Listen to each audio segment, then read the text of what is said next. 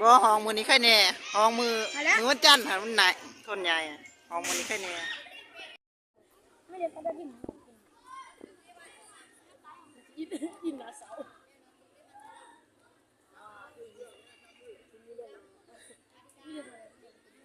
ให้หน่อยนะโอ้กินเข้าไปหน่อย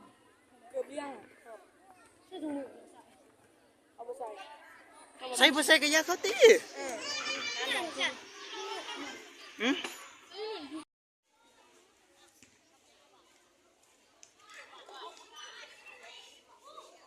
เจ้ามันนี่นะเชื่อสั่ง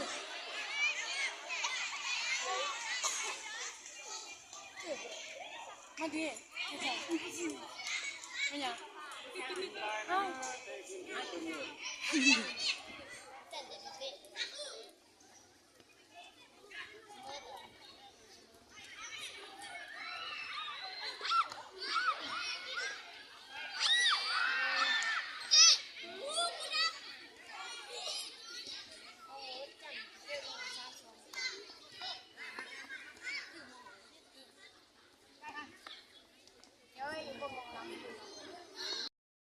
ปีหือเลยจังไง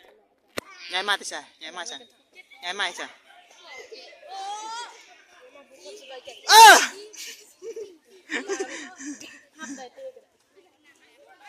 โชค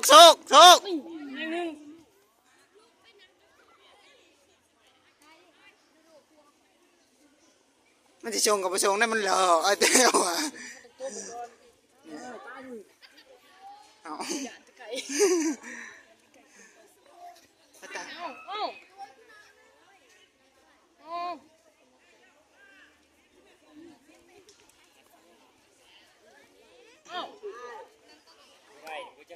ซอกเชียว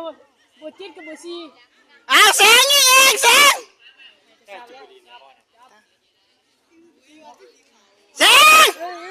โอ้แสงอ้าวโอ้โอ้